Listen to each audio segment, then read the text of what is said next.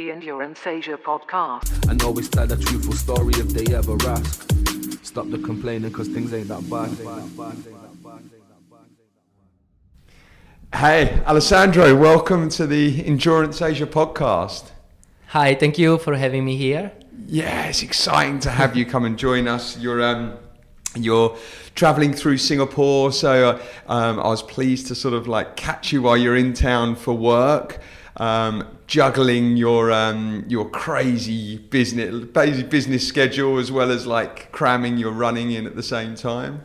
Yeah, actually I'm a resident here, so I should live here, but I'm spending a lot of time in Kuala Lumpur for business reason and for running reason as well. Oh, really? I didn't realize that. So you are actually officially resident employed in Singapore, but you spend a lot of your time sort of traveling. I opened an office maybe 1 year and a half ago in KL. So since that time, we are expanding faster in KL for many reasons.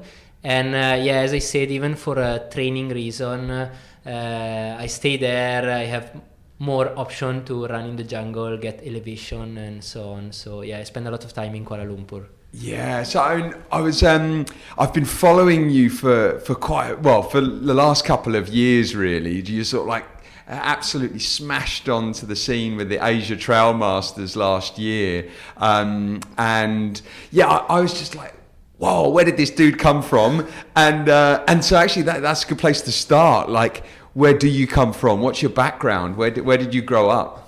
Well, I was born in Italy, in the north of Italy, so in between lakes and pine trees. So I came from the mountain between Milano and Verona. And I'm 34 years old this year, and I was born in a very sport-oriented family and healthy family. That means my parents are both doctor, and we grew up. My hometown is like 20 minutes drive from the ski resort. Yeah. So we were like skiing for 6 months per year. Now we are even suffering the warming climate zone. So the timing, the months of snow is getting shorter and shorter. Yeah. But so I spent a lot of time on the mountains. And then when I was 14, I started with mountain biking to compete in competition. And I ride for till 22 years old. In national level competition of mountain biking. Did you really? Wow. Yeah. Okay. Yeah. Till then I started to work, so it was really difficult to train. It takes a lot of time, and also was, the not professional level was quite a dirty environment at the time. I mean. When you say dirty, do you mean in drugs terms polluted and so on? So there was something that I didn't like, so I decided to quit the mountain biking, and I started to focus on my career, on my job, and before the job, the university and so on, till the 2016 when I moved to Singapore. When I moved to Singapore, for me it was like a new start. So with all the problem that involve like a new life, new place and so on. And immediately I felt the need to do something. It's not running, but I immediately went to a bike shop. I asked for how was the racing scenario in Asia, and about mountain biking was not so interesting, or there were not so many races as I was used to do in Italy. So somehow I didn't have a bike at the time, so I started to jog around Singapore, around Marina Bay Sands, just after office hour to unwind and just to take my time. And from there slowly I increased the mileage until get into ultra world. Yeah, that's fascinating. So I've been to Verona. That's where I've been, like where you have the opera, the outdoor, and then I've been to Murano as well, which is it's kind of like a bit Austrian, isn't it? As well as like it's on the border of Austria, or close to. So like some of the influence around. Yeah, that they area even speak German and so on. It's a very nice place because it's like a special region, and they really take care of the environment, the mountain, and so on. They used to cycling around as much more than in my city. I'm from Brescia, so Brescia is between Milano. There is Bergamo and Brescia are two industrial city. We are quite famous for the steel making, so there are a lot of steel mill and so on. But we are really in the industrial cities.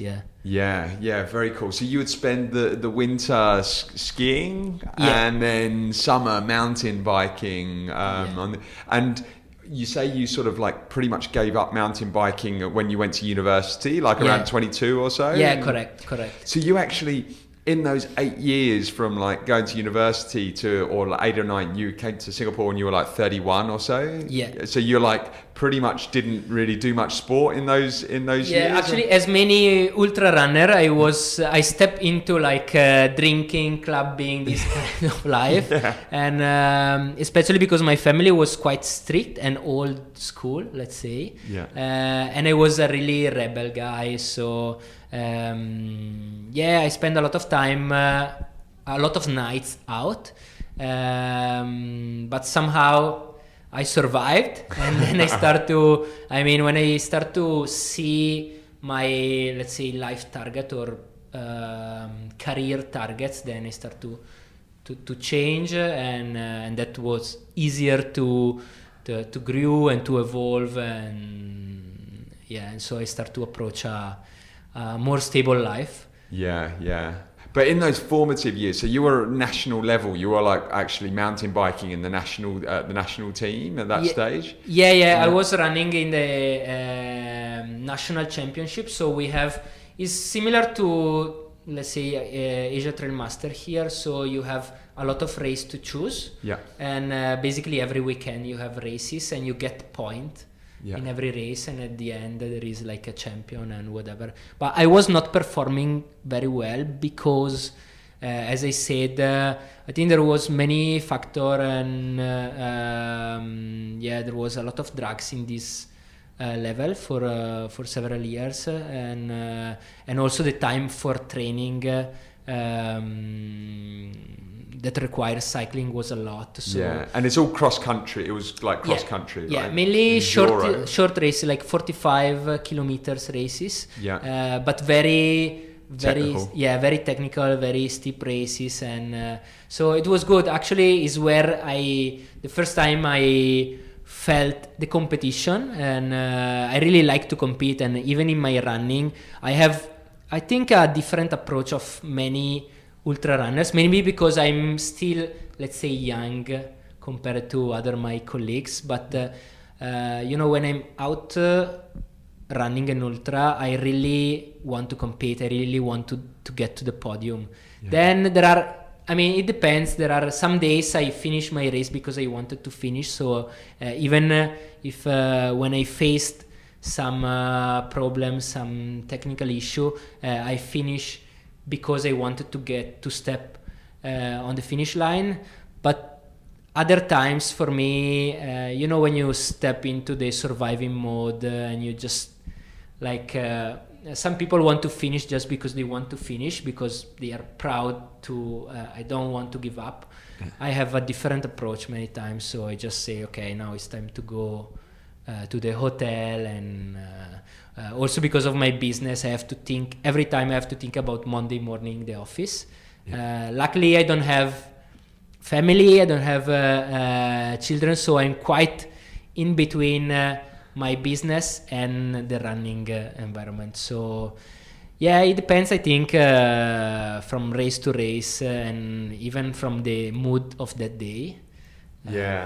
Yeah. So what was the first? You arrived in Singapore. You wanted to look at the doing a bit of mountain biking. Realised that it was pretty limited around here. So you threw on your runners, started doing a run around Marina Bay Sands and running after work. What was the first race you did? The first trail race? Do you remember? So I moved in June 2016 here, and then after 5-6 months I moved to Penang in the north of Malaysia, because I was following a big project over there for work, and there is where I start to run.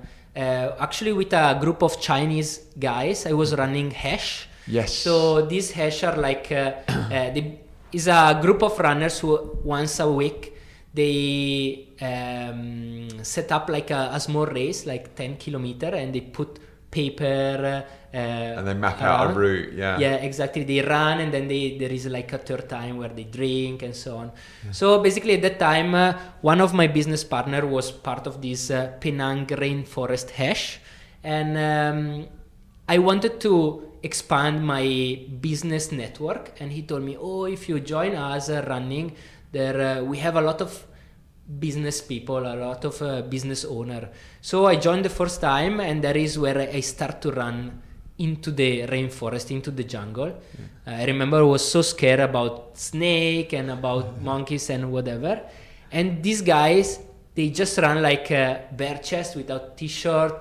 They take bath in the waterfall. And I was even scared about, the dengue and all this kind of stuff.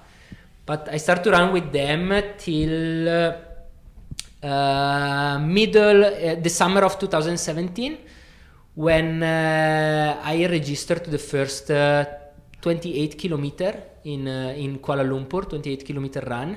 And I registered, I ran, and I got like dehydrated. I speed for the first 10K. And then after 10K, I was like that. I cannot finish. I think I walked from 10 to 30 to 28 kilometer to the finish line, and there were like 60 years old guy who were like running in front of me and so on. So after that I say, no, okay, I need a plan. So I contacted one guy, actually, Him Heng Fat. He's a quite well-known ultra runner back to back from Malaysia, and I asked him to train, but he say, hey, I'm a runner, I'm not a trainer. So he refused to train me, and I start to watch like YouTube video about what I need, like the basic for start ultra running. And in like 2 months, I start to run every day, start to understand what is nutrition and what I need for run an ultra, a long distance. And I registered to the TMBT 2017. So it was September 2017. 100K, like without having no idea about what was running 100K. And that year, for some reason, I won the race.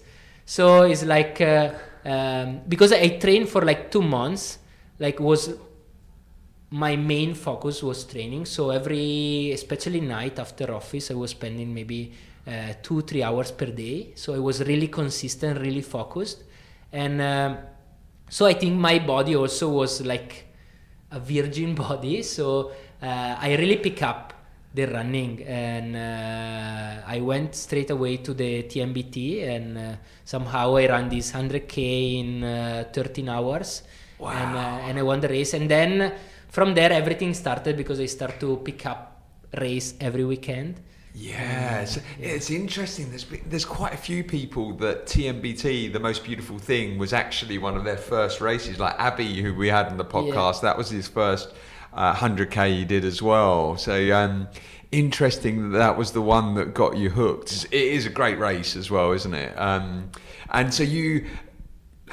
So at that point, what was the longest distance you'd run? Was it just like like only in training? I suppose you hadn't been over 50. Was it the 28K? So before that TMBT, I never ran more than 30K, even in training. Yeah, it was like just, okay, let's try. And the performance was quite good. And I was feeling really well. Like, okay. Some people told me like, oh, you are talented, so there is something you have. Yeah. And I don't know, so From there, I just say, okay, I like it, so maybe I can commit myself, I can improve, I can make a plan. And from there, I think after 2 weeks, I registered to another race and another race. And from January 2018, that it was just last year actually. So from January 2018, I start to race in Asia Trail Master Championship. Yeah. But after 1 month and a half, so in Ultra Trail Koh Chang in February 2018, I badly sprained my ankle, and I had to stop for 2 months. And at that time, I was just signed an agreement with one Italian brand of running, DNFit. And so I don't know, I was like, okay, I probably wrong something, or I was just thinking that was too easy. And so I had to stop for a couple of months, and then I came back and I start to race again till the end of 2018, when I won the championship in Japan. Yeah, that's crazy. So you went from September 2017, you'd never run longer than like 30k in training. Exactly. And then, because obviously the TMBT is part of the Asia Trail Masters as well. That year, 2017, was not. Ah, it only started from 2018. Yeah, correct. Got you. Okay. I think this year was the this year back. the first one, was it? 2019. Yeah. And so that year 2018, you kicked it off. You got injured early on in the year. So then, because as part of Asia Trail Masters, you have to do 5 races, and your top performance in each one of those 5 races contributes to your overall score for the year, right? Yeah, correct. So that year, actually, the tight battle was in the second part of the season, because there was one Spanish guy who was sponsored by one Spanish brand, Salva Rambla. He arrived maybe in June. So as soon as I came back into racing, he arrived from Spain, and his target was to race every competition in between June and December to get the title, and he was winning here and there till I won Penang Eco 100 against John Ellis. That is when actually I start to promote and cooperate with T8. Yeah. And so I won some races, and then at the end of the season, I had basically the same point of Salva Rambla, the Spanish guy, and we fight for the last race in Izu, Japan. Wonderful races, 75k, very runnable, and somehow I finished in front of him, so I got the crown of Asia Trail Master Championship. Yeah, that's amazing. That and considering that was your first year of racing ultra, did you surprise yourself? Yeah, of course. It was all learning by doing for me. So I mean, I made so many mistakes. Fortunately, I'm quite good in get information from the surrounding, and fortunately, the trail running community is just awesome.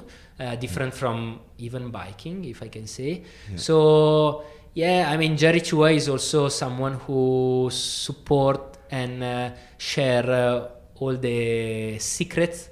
So I really study in details how you can, let's say, being an outlier. So try to do more than everyone else, or try to use every single little factor, every details to get to win. And I had a wonderful year in terms of running performances, and also every race was a new place for me. Every person I met was a new person.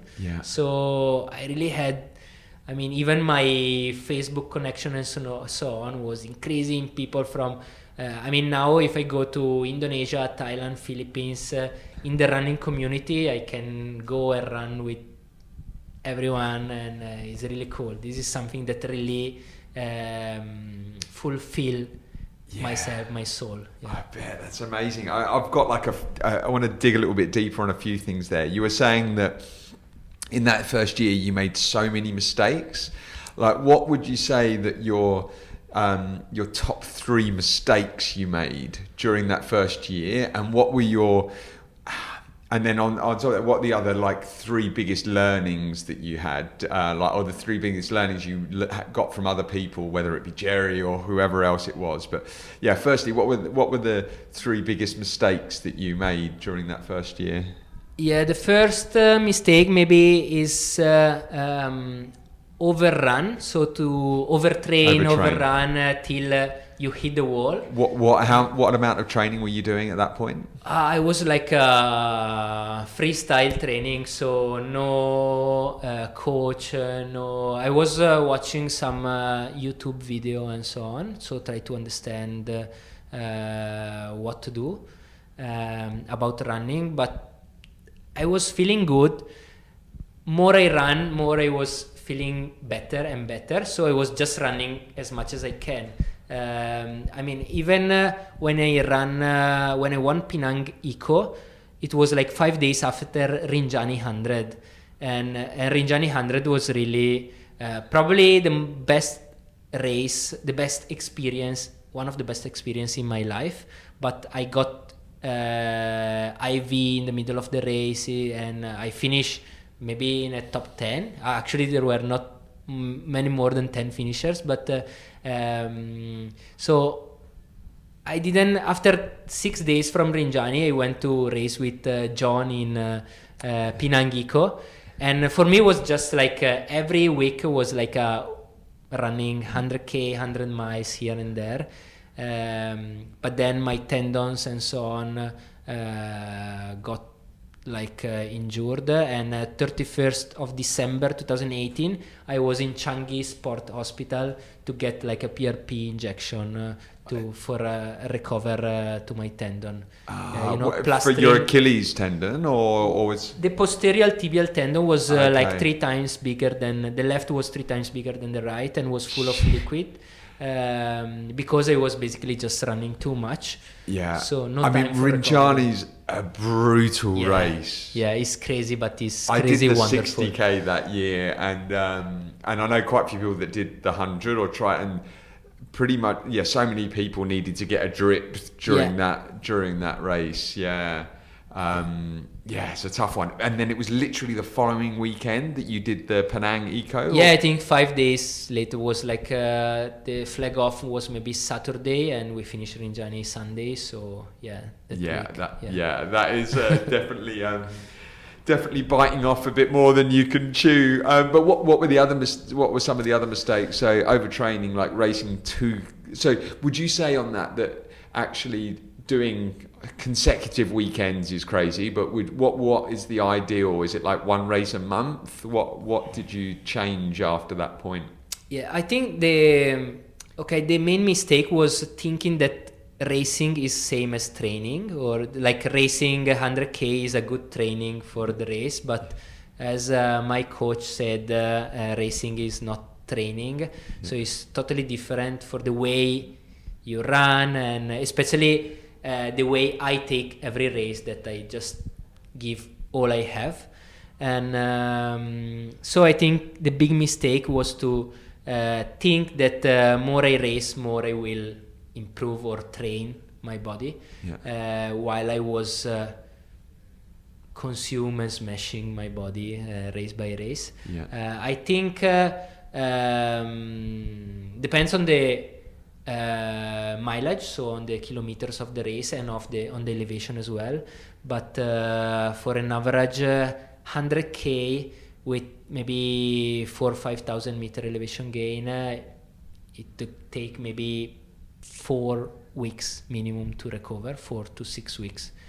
And then in the recover process, you need to take care of your nutrition and your recovery training and so on. So there are so many little things that you have to take care of.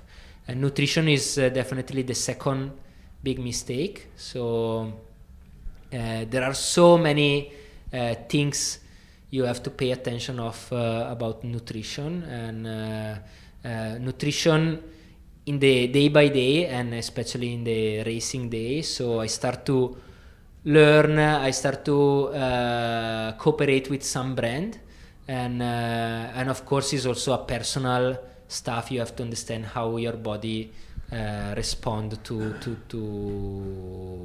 what you take, to what you eat, what you drink, and for me it was all a learning by doing. So the only way to improve was to make a mistake and then so to try. How did you start then? So going back to that first TMBT, what was your nutrition? Were you just picking things up from aid station, or what was your Yeah, so TMBT was I was like totally blind. I was just running and drinking and eating what so following my normal needs. I even didn't know there was like a halfway drop bag, and that you need electrolytes, you need 150 calorie per hour and so on. This is something that then I went to Red Dot Running Company. That there was no Red Dot Running Company at the time, but I went to Jerry and I asked, actually I think my first approach was with Tailwind, and that is a great product, and also is very easy to manage because it's one product, so you can have all what you need for running 100k or 100 miles. So that was a big improvement, a big step into racing. So and then experience. I mean, you have to try to run in the hot weather. You have to try to run 100k, try to run 100 miles, and then you know how much, how often, and so on. So is pretty much all of your race nutrition Tailwind, or do you do you mix gels in? Do you have any real food? Like, what, coming to the end of 2018, what did your nutrition plan for races look like? Yeah, for the last year I use Oversteam basically. So okay. I was cooperating with Oversteam, and what's Oversteam? I've not heard of that. Oversteam before. Is a French brand. Yeah. I'm cooperating with the Hong Kong distributor, and the gels are really wonderful, 100% natural gels. So I was using the endurance electrolytes powder, so and the gel of Oversteam, and even that during the last year I had to fine tune and to have a personal understanding of those products and to fine tune on my body. So every time you switch to another product, you have to understand and to follow what your body tell you. I'm keen to talk a bit more about nutrition as well after, in terms of your weekly day-to-day nutrition as well, but I'm also, last year I just want to know what was your third biggest mistake? So you said overtraining and cramming too many races in, then your race nutrition. Was there anything else that you look back on as there was a big mistake that you learned from in that first year? Yeah, the third one is still a mistake I'm facing, that is sleeping. So lack of sleeping is really, I believe that sleeping is as important as training, and unfortunately I sleep maybe 6 or 5 to 7 hours per night, and sometimes is not good. I really sleep quite easily, so I fall asleep quite easily everywhere, but especially there are here in Asia a lot of races who start at any time of the day, 2 a.m. or 11 p.m. and so on, and so I think starting a long distance races with a lack of sleep is a big mistake. Yeah. What have you been doing to try and improve that? Have you taken any tactics to try and, because sleep is so critical for recovery, right? So is there anything that you've been doing to try and improve sleep? Yeah, I try few pills like melatonin and this kind of stuff, but so far I didn't find any magic pills. The main problem is that I don't have time. So if you have 6 hours, I can sleep. It's not that I am in the bed and I cannot sleep. I cannot. But the alarm goes off and you gotta get to work. You have to go. So I think it's a time issue. You have to train. I train basically every day, 6 days per week, and so most of the time you have to wake up at 5, 6 and go running or go to the office, whatever. And so then I work a lot with Europe, so different time zones. So I work a lot also overnight, and sometimes I finish to work very late and maybe I have to go running. But no choice. Yeah, I feel your pain. Yeah, there's a book by a guy called Dr. Matthew Walker called Why We Sleep.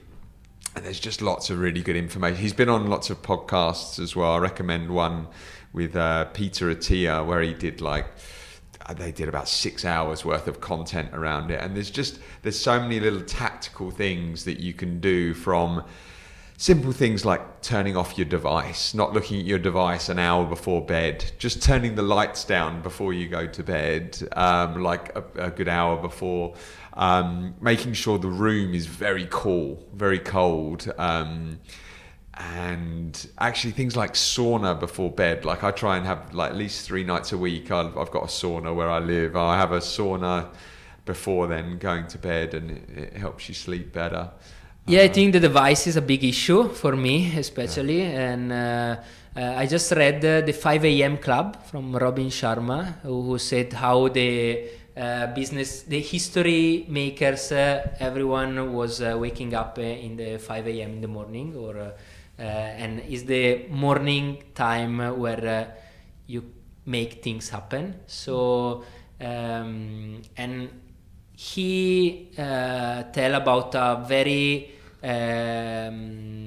tight routine that you have to have, and he say at 7 p.m. you have to basically switch off your device, and during weekend you don't have to work, but you have to plan for the week.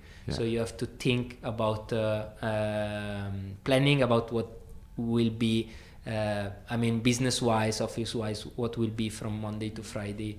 So even I grew up in a corporate environment when I was in Italy, where working 14 hours per day was good. I think things now are changing, even in the corporate, in the advisory firm, where stay in the office from 8 a.m. till 1 a.m. in the night, it doesn't pay back. So all this stuff where we need more quality hours, quality work, more than stay long time and work till very late. Yeah, that balance is so important, especially when you're juggling your training as well. And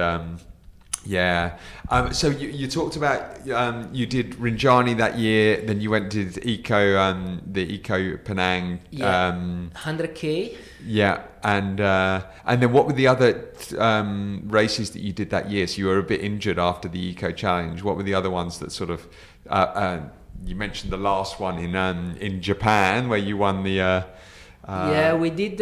So after that, I basically focus on Asia Trail Master races. So we were moving every weekend following the Asia Trail Master Championship. We ran even 125k, I think, here in Bukit Timah in Singapore. That is the shortest one.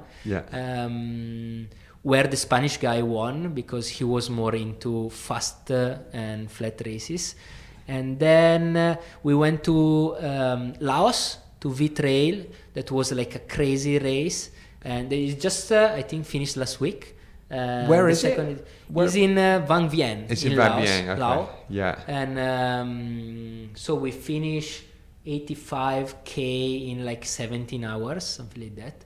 And it was really crazy. And we had that's quite slow. Is it just really technical? Really? Yeah, it's super technical, and especially the second part was all rock climbing, more than running, so not runnable, and really untouched jungle, so full of animal, insects, and then we had also some problem with the course at the time, because was really running into untouched village of Lao, and but was really crazy. Beautiful there, though, isn't Yeah, it? I'm going in a super. few weeks to Luang Prabang, Okay. and there's a couple of races there as well. But it's a beautiful country, right? Yeah, incredible.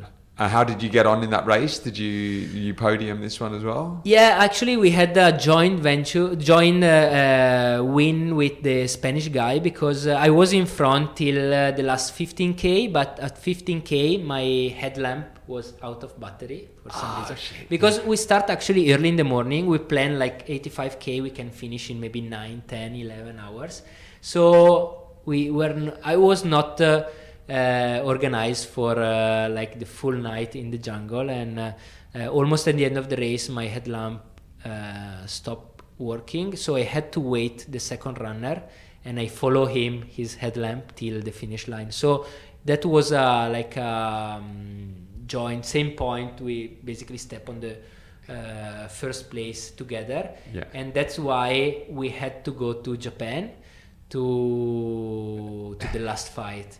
And Japan was crazy, beautiful. Izu is actually part of the national selection of the trail running national team, so all the best runners. Where is Izu? Where?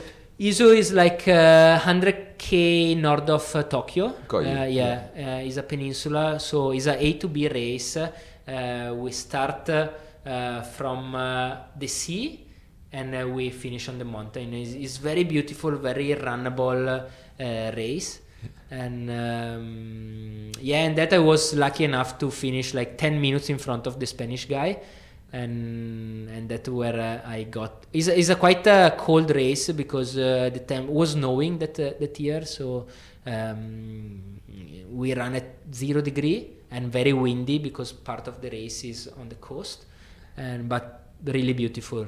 I think it's gonna take place in 2 weeks. Is it really? Okay? You're going up for it? You're not risking this one? No, now my near future plans is I might go to India the beginning of December, so in 2 weeks. But I still have to confirm. There is a upcoming race, a new race near Pune in India. It's 85k.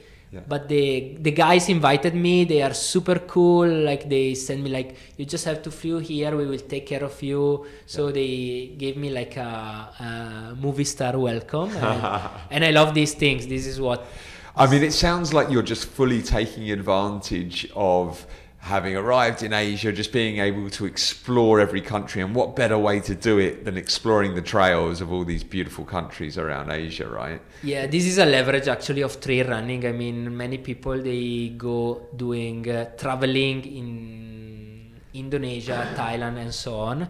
And I mean, if you are into running, trail running is a way where you can really explore untouched place, untouched village in a safe way, because there is a course. Every 10 kilometers you have water station, you have doctors, and so on.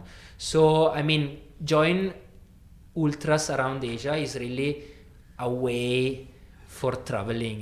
Is one of Surely you're running too fast to be able to enjoy it. yeah. That's true.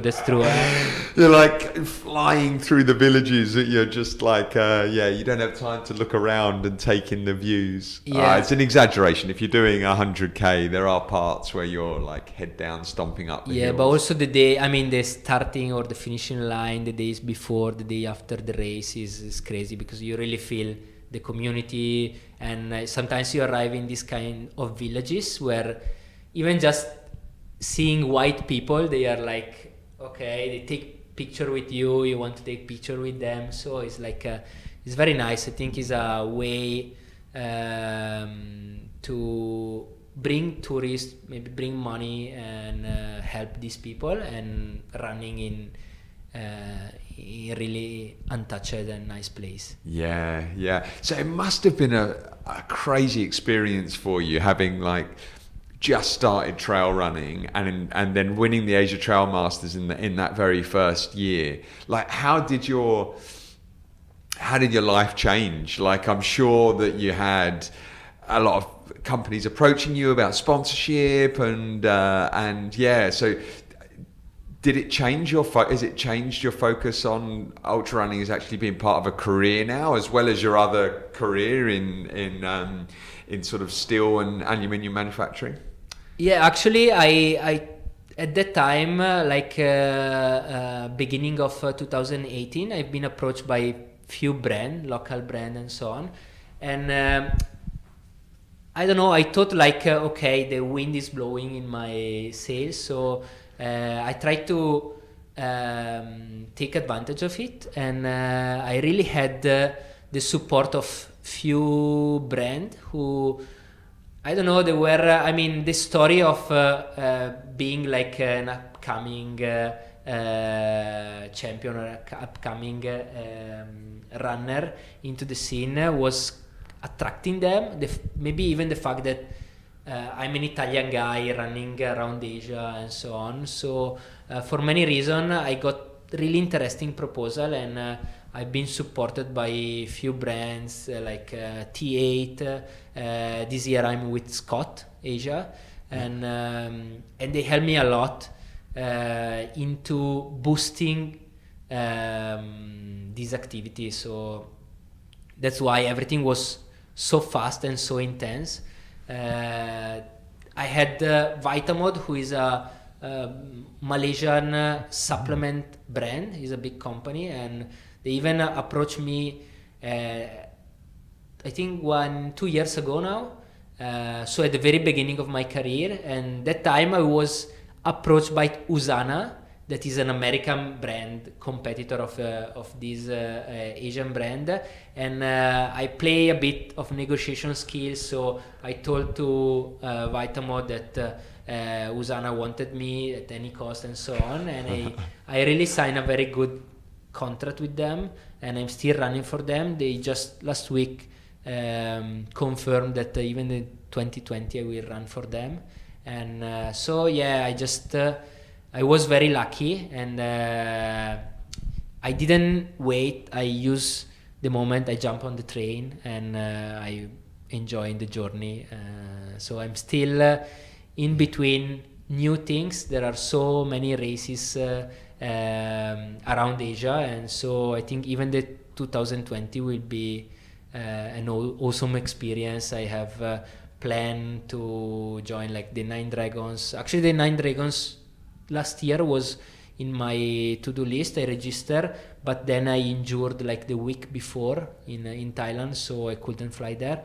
But I will probably be at the starting line in February 2020. Yeah, that's another great race. Yeah, we've had the race-based guys on the podcast before. They're a great bunch, Nick and Steve and those guys there. And so moving into 2019, then you've how many? Because you've had a couple of injuries this year as well. But how's this year sort of playing out for you?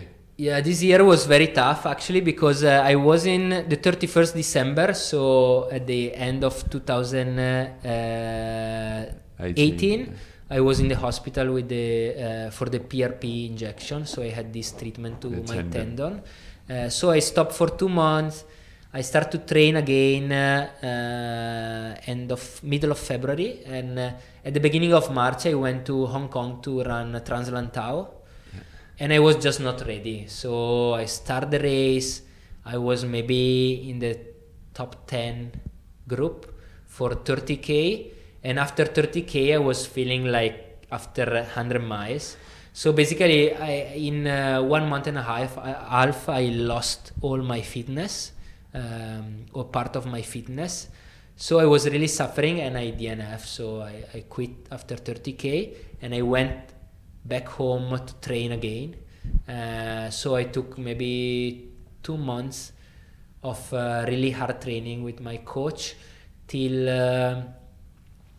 June. So basically for the first 6 months of this year I was not racing. Yeah. In June I went to Italy, and I ran Trail degli Altipiani. Is like a 1,000 runners race. Is quite middle big race, and I won it. Oh wow. And was actually because I spent like the first part of the year just training, And I went there. I ran this is 68k with 3,500 meter elevation, and I won in 6 hour 20. So it was quite a good performance, very runnable actually, and and it was good. So after that race, I came back to Asia, and I train again. I start to run again. But my tendon were not perfectly recovery, so I sprained again my ankle in training, and so in this moment my last race was Thailand Ultra Trail Chiang Mai, and 230 kilometer was the first time I approached such a long distance, and after. I was feeling good, but after 100k, it was like 9 p.m., 8 p.m., and I was feeling really tired.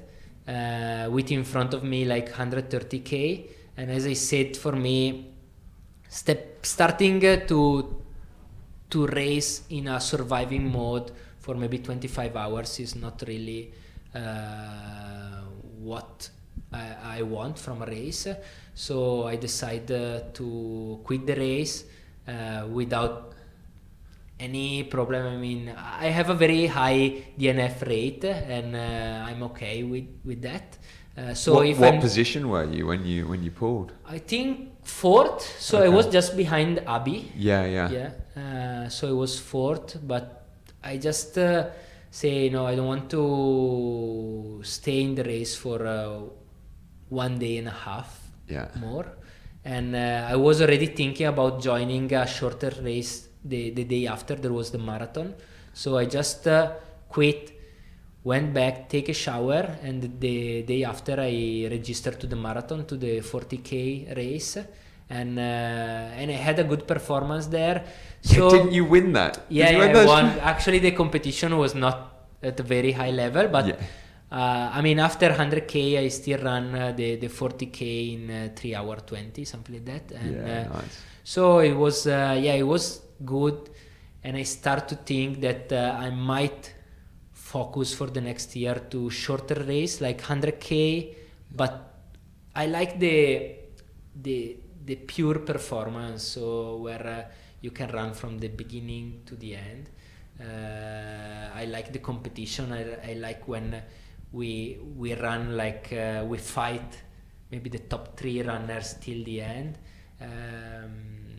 This is what I like more than staying 2 days in the jungle, or stay 2 days out and so on. So, that's fair enough. As I said, maybe because I still have to evolve or to learn. I know that maybe older or more experienced guys in our world, they like to run more and more, longer and longer.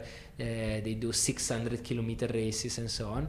I'm not ready for that. So at the moment, I really like the long distances. I like stay out, enjoying sunset, sunrise, and then enjoying the night in the jungle. But I like the pure physical performance, so running from the start to the end. Got you. And so what's the longest distance you've done then? Is it the Eco Penang 135 or? No, in Penang I ran only 100k. I never ran the 100 miles. I ran there's 100 miles, sorry. Panoramic 100 miles in end of 2017. Okay. So in Thailand, from my Hong Song to Pai. Okay. And that was 100 miles, but like that was one race where I was competing with one Sanya Kanchai, one very strong Thai runner, still 100k, and then we both hit the wall. There was also Wataru Lino, he's a top Japanese runner. He also hit the wall before the 150k. And that year was the last race of Asia Trail Master 2017 Championship. And Stephen Ong, who is an amazing runner, he was consistent from the start to the end, and he overtook all the top runner and he went to won, and he was the 2017 Asia Trail Master Championship that year. So that was my 100 miles. I was last year in September, I went to Italy to run Adamello Ultra Trail, who is a 175k run in very close to my hometown, maybe half an hour drive from my hometown. But I felt after 80 kilometer, I broke my kneecap. Everything for actually, a fall? Or? Yeah. Wow. I felt on a rock, and I broke my kneecap. I ran 25 more k, but then it was really swollen, it was impossible to continue. And so that was my longest where I registered, but I didn't complete. So at the moment, 100 miles is my longest distance. Yeah. And so this year, as part of the Asia Trail Masters, you've only raced. Which ones have you done as part of the Asia Trails? There was one in the Philippines and then one in Thailand. Yeah, Montalinis in Philippines maybe a month ago, and then Penang Eco, and then the Thailand one, Chiang Mai that I DNF. Yeah, you didn't. Yeah, I got you. Because there was a little bit of controversy on the one in the Philippines as well. When you came second in this one. Yeah, I came second, but the first guy didn't stop to a checkpoint, didn't pass through a checkpoint, so he missed like a part of the course. He was really fair. That was Christian, right? Was it Christian? Exactly. Yeah. He's a very strong runner, and I think he was more surprised than me when the race director decided to give him like a time penalty.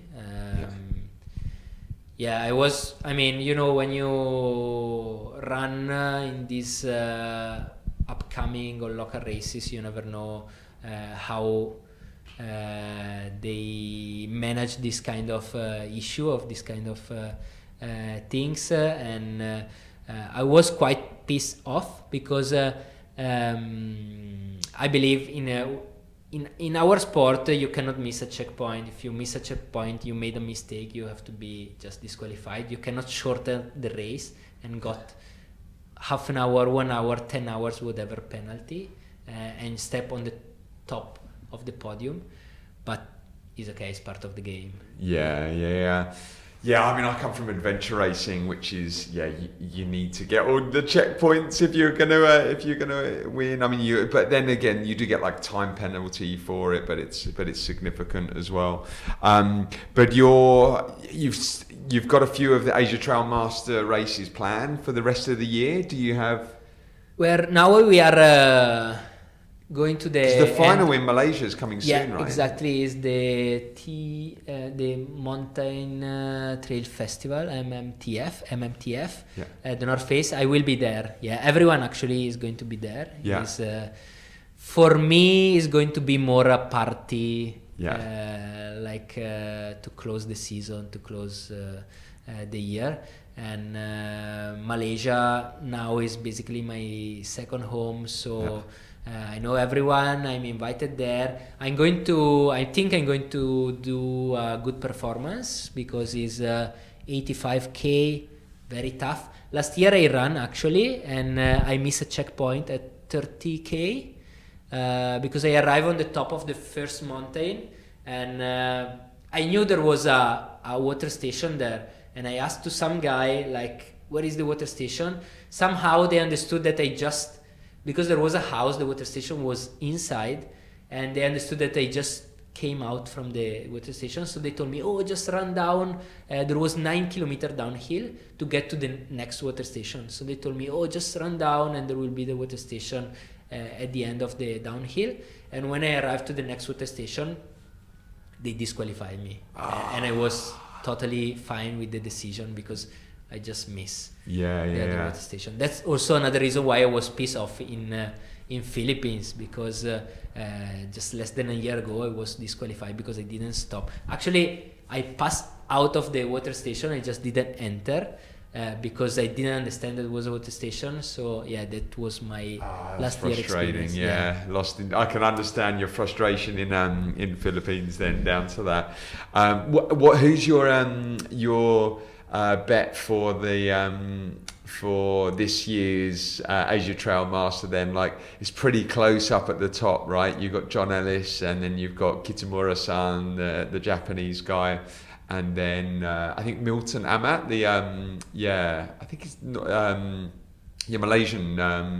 He's from Sabah. He's a very humble and very strong runner. He just won in Laos last weekend also. He's part of the North Face Adventure team as well, is he? No, that's David Simpat. That's David Simpat. Yeah. They are a friend from. But they're pretty close, those two. Exactly. Yeah. No, he's part of Uglo.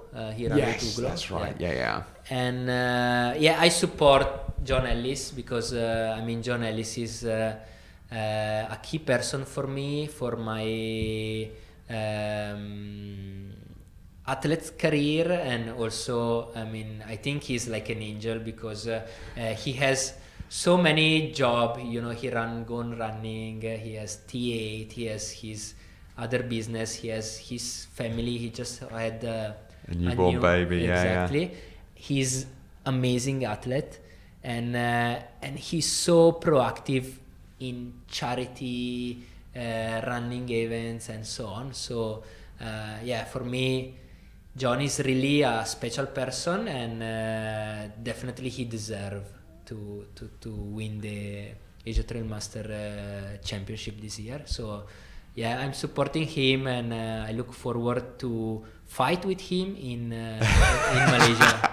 You're like, he's an angel, I love him, like he does all this great stuff, but I'm looking forward to fighting with him. Because this is what he's looking forward to. It's that competition, right? And that's one of the things that I love about trail running, is that even at the very high end, at the pointy end where you guys are fighting out, there is still and you compared it to mountain biking back in the day. I think there's just a better culture around it, and more like a friendly rivalry culture around trail running in comparison to a lot of other sports where it's people don't get on as well. But I think in trail running, it's much more of a community sport in that respect. You can see, even the difference between road runners and trail runners. I don't know, there is something different. We stay a lot in the jungle. I think we are more lonely, independent in some way, and but we are more ready to help, and we create. The community is definitely more close in trail running, and this is something who attracted me to run, and something that keep me in this world now. Yeah, that's very cool. And you talked a little bit about when did you first start getting a coach for your running? And well, everything happened very quickly. So it's all been the last year. Right? Exactly, the last year. So quite soon, I think at the beginning of 2018. When I got few sponsor, few brand and so on, I start to feel responsibilities. So I also I think I asked to Jerry, and she bridged me to Andy Debois. And so I started to work with him. It was not easy because he's very busy, and he need to understand why you run. So the beginning, he told me I don't care if you win, I don't care if you are strong, I need to understand your why. And so he started to make several questions, and then because he has a big organization for coaching, he has also other coach. Mile 27. Yeah, correct. Yeah. And but I was looking for him, and somehow I start to work with him. I'm still working with him on a daily basis. Interesting. So what is your why? Okay, I have a lot of why, and my why actually is still changing. Definitely running helped me a lot to keep my life balance. I think even in my business, I run because I want to perform in business, and I think I perform in my daily job because I run. I believe in the beauty of the project, in the beauty of the sport. So I will say that if I would be in mountain biking, I might feel committed as well. So it's the same, I work in the steel industry, in the raw material industry, and it's not that I'm passionate about selling steel. I'm passionate about the project, so about the beauty of the project. Despite you produce table, you produce laptop, or you produce t-shirt, you need to commit yourself into a project. So this is what is running for me. It really kept me away from toxic environments, and there are most of the days that I really need to run, and I really need to run more, and I think this is why everyone run. Everyone has different reason. Every reason is a good reason for running. Yeah, that's very cool. And how has he helped you? What's he done to improve your overall performance and realizing your why? Yeah, he scheduled my activity week by week. So we follow through an app, Training Peak. We follow a daily schedule, and he control my performance despite. Usually we schedule the training according to the race we are gonna have. So we study the race, and based on the elevation or on the mileage of the race, we schedule the 2-3 weeks before the race. Yeah. So this is how I work with them. Yeah, and that's interesting because when you're planning out that schedule, you would normally have like 1 or maybe 2 A races in a season, and then you would have B races, which are kind of like training runs effectively. You talked about it before, but you've got to have like a minimum of 5 A races in your season if you want to be in winning or in the podium of the Asia Trail Masters at the end. You need to have at least 5 which are A races. So how do you think about that? How does your coach work with you to balance that? Yeah, I always argue with him because he thinks that I have to race less and focus on a few A races, but for me, in this moment, I really enjoy going here and there, racing here and there. And so I still believe I'm racing more than what I should do. So I should decrease, I should reduce the number of races over the year. And for the 2020, we are considering to maybe decrease the mileage of the race, so try to focus on 70k, 100k, and see slowly to increase the performance itself in the finding that races. sweet spot as your best distance. What's your current distance per week that you're doing as training? I'm not so consistent because it depends on my business schedule, but last week I ran 130k, so the target will be around 130k of training per week. That's a decent block. And you've obviously had a chance to travel all around Asia and race all around Asia. We talked a little bit about what's been your favorite race that you've run across Asia so far, or with that favorite destination to race? I really enjoy Rinjani. It was probably one of the worst performance because I had a lot of issue, and I was also there running with Christian Jorgensen, and we had dehydrated together, but because he was going to Lavaredo Ultra Trail like in 1 month, so he decided to quit. But I decided to get like IV. I asked to the race director to get the IV, and for me it was so brutal, so tough race. But it was my birthday present from the founder of the race, because that day was my birthday, And so he invited me and say, oh, you have a free slot and you join us and we will have a party at the end. And he was actually at the flag off of the race. He was flying from Italy to Indonesia because he was running the Milano Sanremo Ultra. This is Hendra. Yeah, right? Hendra. Yeah, he's a crazy guy. He seems mental. Yeah, like he's a great follow on Instagram as well, isn't he? He travels a lot around Europe. It seems. Exactly. Does a lot of races. And so he invited me there, and I knew he was going to the finish line to waiting for the finishers. So I felt the responsibility, and somehow I stopped like 3 hours, get back into good condition, and I finished my race maybe in 30 hours.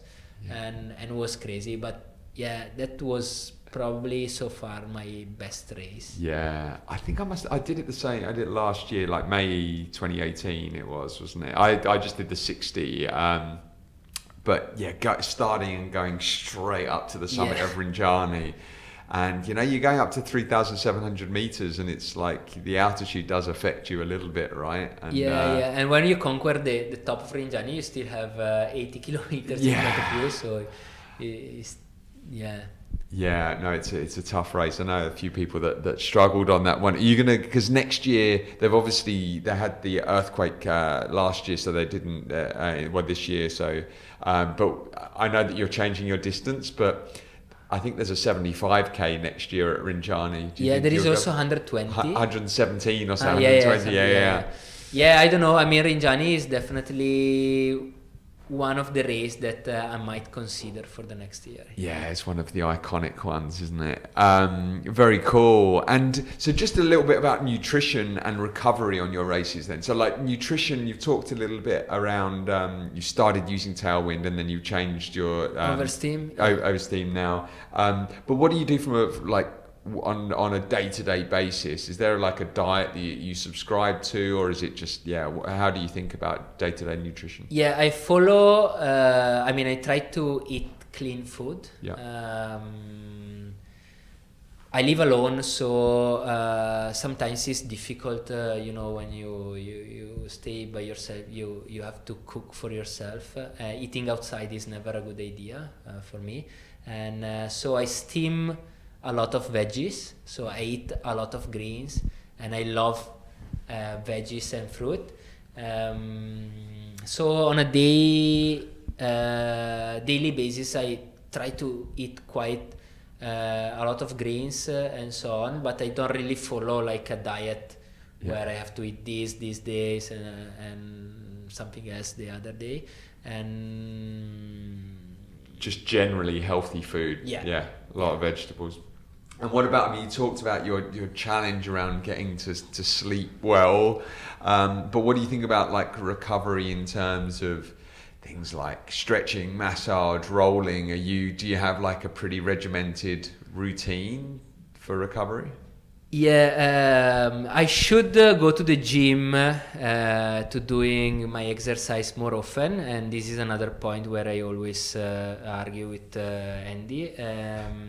But I bought few tools for training my proprioception and my balance and so on. Actually, I just bought from a US a balance board that is like a board where you swing and you can train all the little muscle of the ankles. And so I have it in my bedroom, and I just swing like 20 minutes before going to bed and so on. What about stretching? Do you do much stretching? Not much, no.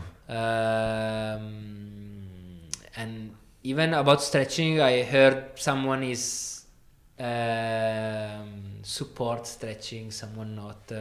Honestly, I don't do much stretching. I have actually a very good and a very short recovery time, so I'm not the guy that after like a race walk like a penguin for 2 days or cannot do. You're up doing a recovery run the next morning, not even.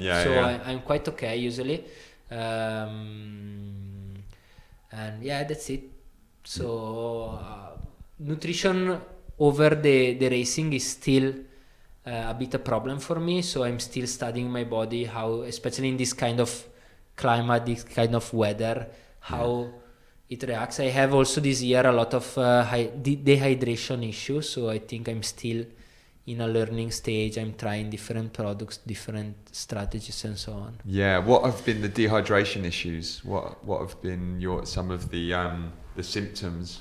Yeah, I had many times, even in Rinjani, I had like my kidney thing switch off, and I start to you had a feeling to stop and pee, like you have to pee but you cannot pee, and you end up like peeing blood. So basically the bladder is basically empty, the kidney is in blackout, so he start to send wrong input to your brain, like that you have to stop and pee but you don't have. And this happened to me literally on a training run the other week. I was going up and down Bukatima here as a training run, and like 8 hours into it, just same. I needed to pee all the time, and just like, but only a little bit of pee came out, and then eventually started like peeing blood, and I was, like wondering what was causing it. But like, is it your kidneys shutting down? My hypothesis was that I was wearing a naked belt and it was too tight and it was making me like go to the toilet, and with an empty bladder, that your bladder, like running up and down hills, your bladder's rubbing together and caused friction, caused bleeding in your bladder. That was my theory. But what did you realize was the I think the blood is because the bladder is empty, so the friction makes this little cut, internal cut. And over the last 2 years, I really had different experience, always end up with this issue. And I think in my case was like the imbalance of fluid and nutrition, like tailwind or whatever. So there is actually, is basically maths. You need to have a very good knowledge of what you are intaking. And while especially at the beginning, I was just like wherever there is a water station, I take tailwind or I take other products. But you have to understand what you take over a time. So you have to take 150k or tot gram of products per hour or per mileage, and you cannot just randomly take stuff, especially in the long run. You're going to mess up something, and you're going to end up with some blackout. That's interesting. Did you carry on when you had that issue? Like in so this was Rinjani. I had an IV. It was quite bad, and so I had an IV, and then we start to drink, and till we solved the problem basically. And in some other races I had to stop, to quit. Interesting. So to finish up, I'd be keen to ask you some quick fire questions then. What makes you emotional? Wow. Many things actually. Many things. I mean, running for me, sunset. I cry a lot over a run. Do you really? Yeah. I really cry because maybe I'm somewhere listening my one song. Maybe the same song the day before was just not. But in the right moment, it can really touch my soul. And what song?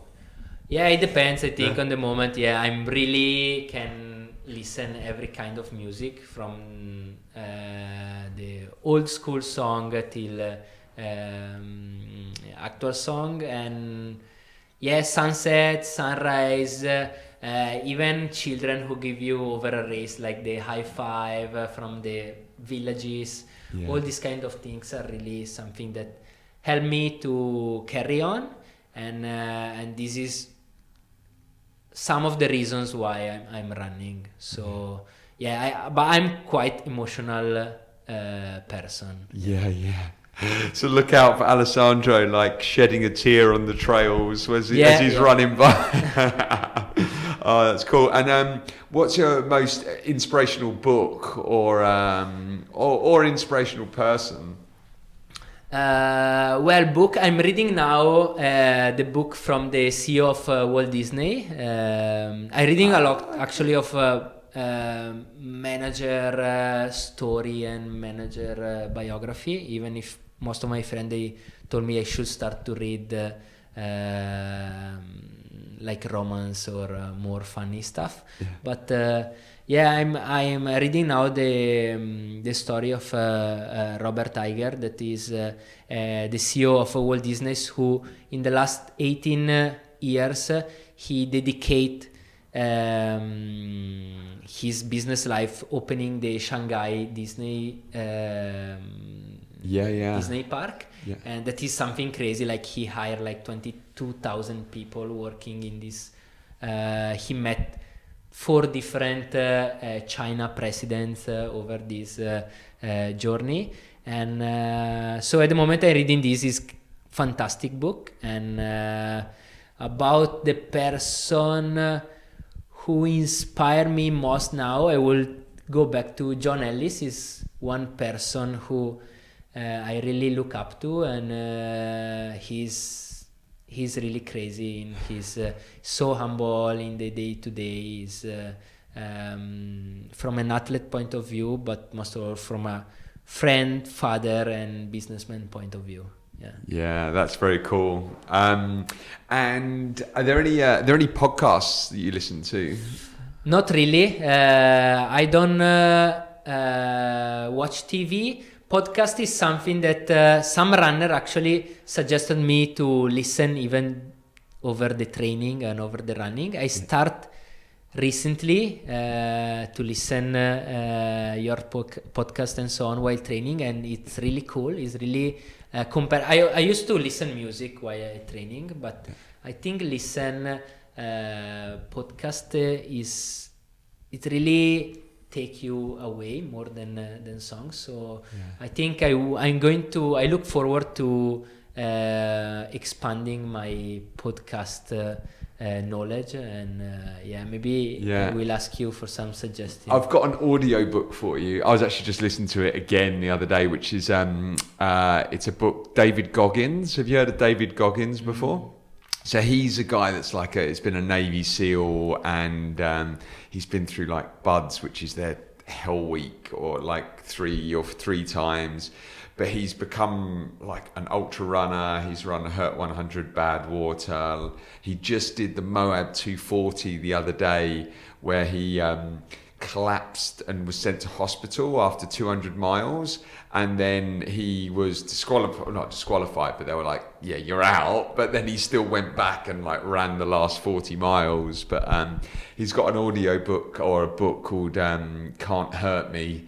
But the audiobook is ridiculously good, so I highly recommend that for some of your training runs. It's amazing. What's the best kit that you've bought for under $100? So the best gear that you've bought. T8 Sherpa shorts. So T8 has this kind of shorts are really crazy. I'm not.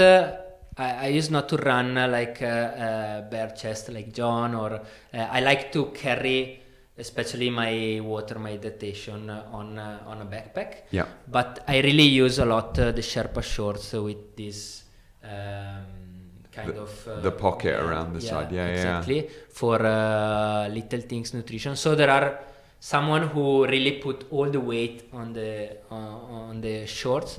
I'm more like to distribute it, but I will say that Sherpa shorts are the coolest stuff you can get now. What backpack do you use? I'm with Scott now, so I used to run with 4-liter backpack. So I like very small, very tiny. And I also developing all the strategies about a lot from Hong Kong, actually, or the I just got from John a very, very tiny handphone. It's like it's a real phone because it's a mandatory gear to every race, but it's like half of a lighter, so it's super small. It looks like a toy, but it's a real phone, and you just put your SIM and you can make call. So so they try, there are many I don't know if are correct or not, but there are people who cut the blanket to make it, because usually you need to carry a blanket. There is no size of the blanket, so there are people to make it lighter. They just cut like a blanket that is big, like as a napkin, and they just put this in the bag. So there are many tricks. To reduce the weight in your gear. And I take you wear Scott trail Scott runners as well. 4 liter, pretty small. And then trail runners, your running shoes, you wear Scott. Well. And they're good. Well, I mean, you have to say they're good, but I've heard good things about them though. Now actually, they start to distribute in Asia, and the brand is really booming, and the shoes are awesome. From short distance with the model for the short distance is probably the fastest, lightest model in for trail running is Kinabalu. So I recall the mountain in Sabah. They did a big ad campaign around that. I think Lloyd Belcher shot it as well. Actually, the campaign there. I always think about them from mountain bikes. I've got a Scott mountain bike, but they're actually before Scott here in Asia, everyone was thinking about mountain biking because the trail running brand was not known here. But in the last days, Scott sponsored the TMBT this year. So was the main sponsor, and the shoes are awesome. It's a great brand. Very cool. What's been the proudest moment of both your running and sport career, as well as your personal, like your professional career? I really don't have a proudest moment in my running career. I mean, a great moment was definitely at the end of the last season in Japan, when somehow I fought for all the season, and I got the championship. But and in my professional career is always I always try to looking forward to improve and to chasing. Someone say you have to chase yourself, what you will be in 10 years. So I always chasing someone. When I was 25, I was chasing what I would be when I would be 35, and now I'm probably looking 10 years forward. So I don't know, in my professional career now, I still don't have like a moment I'm really proud of. I really enjoy my job, and we are in a very hectic environment and full of changes and satisfaction and new things, new contract basically every week. And for a Italian guy living in Asia, living in between Bangkok, Kuala Lumpur, Manila, Jakarta is crazy. So I really feel alive, and this is something that probably I would feel if I will go back to my little town in the mountain that is like more laid back, let's say.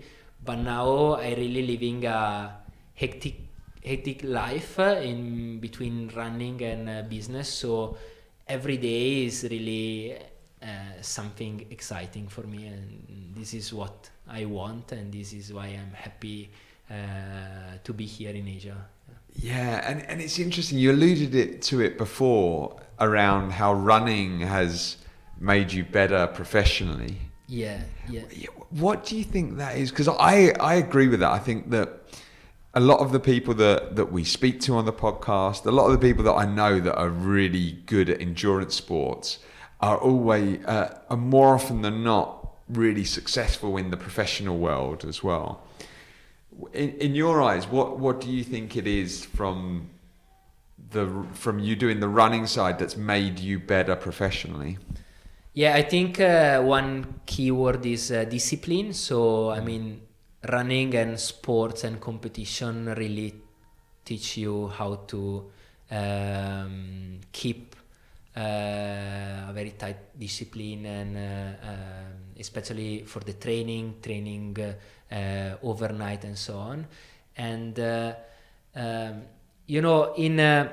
especially last year that I was running a lot, even some of my colleague partner in Europe, they always came with like jokes like how you can work, how you can commit yourself, how you can stay in the office and manage your team if you have to train, if you go out and run and win races of 100k. But yeah, indeed, I'm not going to clubbing, Saturday night clubbing. So it's a matter of choice also. And it doesn't make sense sometimes that in a corporate environment, if you go clubbing Saturday night, drinking till 4 a.m. is okay. But if you go running 100k, you're crazy. You are crazy guy. Yeah. So we have to change the paradigm. I think sport in general is something that actually is booming now. More healthy style, trail running, I think also is booming all over the world. So it's a good things that people everywhere they understand the value of keeping fit, healthy, and so on. It really changed the way you look things. Yeah, I think that's a really good way to put it. And I think discipline is absolutely key, because just being able to fit your training in around your work life, that in itself takes discipline. And how you do something is how you do everything. So if you've like doing your run really well, then you'll get to work in the day and you'll give all you can to that as well. So it crosses over. Do you have any last closing remarks or advice to people that are looking to get to the pointy end of the races, looking to get to the podium, given that you've really only just started like in the last 2 years, like racing competitively? Like, what advice would you give to people wanting to step up their game? Yeah, in generally, I would say that, I mean, if only 2 years ago you asked me to run, or if I could run 100k, I would say, what, 100k? I even get bored to drive 100k. And now 100k is like, okay, it's not that long, right? So I think, everything is possible. Everyone can really reach a level that if today you think is like very far away from yourself, you just need to work, you need to commit.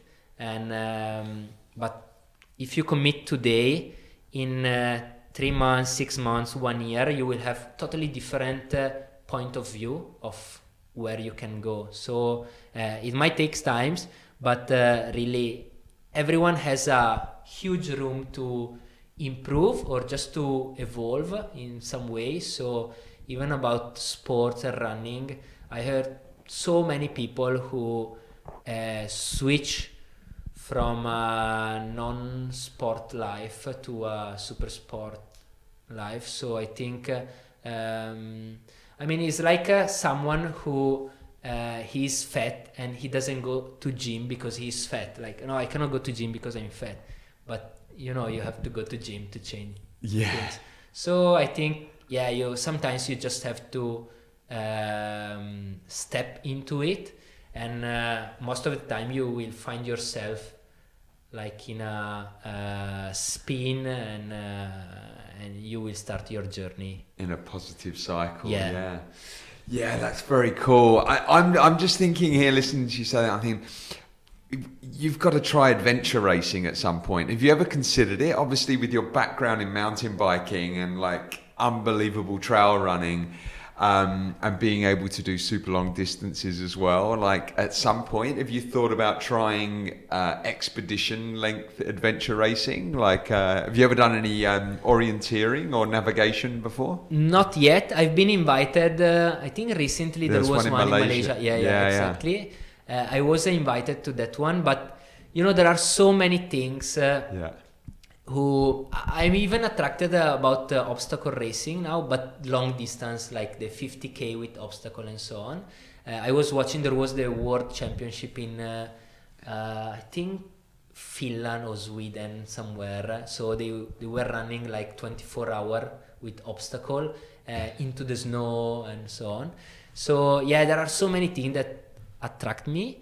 As I said, everything happened so quickly, and the calendar of races or of event is really full. So I think in the next 5, 6, 7, 10 years or 20 years there will be opportunity to join any kind of event. Yeah, but the next couple of years dedicated to trail running, and then your plan for next year is to obviously you'll be up in Malaysia for the finals of the Asia Trail Master, but to try and mix it up for the people going for the win this year. But next year you're looking to take back your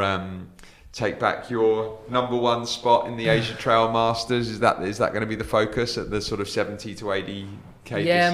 Might be one of the target. I indeed want to keep on traveling, visiting new places. So I already have in the list like Cordillera mountain race. It's a in beautiful Philippines. race, actually. We're getting JP on the podcast soon, Okay. actually. Okay. Yeah. That's a beautiful race. And in H1 in Philippines as well. Rinjani maybe again. So yeah, there are so many events that I'm really excited about 2020, and we will see. The trend will be maybe to focus a bit on shorter I mean like 100k 80k races, and keep on improve the performance, and always pay attention to the body in the long run. So try to recover properly and take care of yourself, because even running 100 miles, 100k, you should do it properly, or in the long run you will pay. Yeah, you need to extend your career, don't you? Well, Alessandro, it's been an absolute pleasure having a chat with you, mate. I've really enjoyed it. I can't wait to see you out on the trails soon as well. I'll probably only ever see you at the start line, though. That's the problem. But no, it'd be good to get out for a run with you when you're back in Singapore again next time. But yeah, congratulations on all your success so far, and we can't wait to see what you do in the future. Thank you so much, Scott. Thank you. Cheers. Cheers. The Endurance Asia podcast. I always tell a truthful story if they ever ask. Stop the complaining, cause things ain't that bad.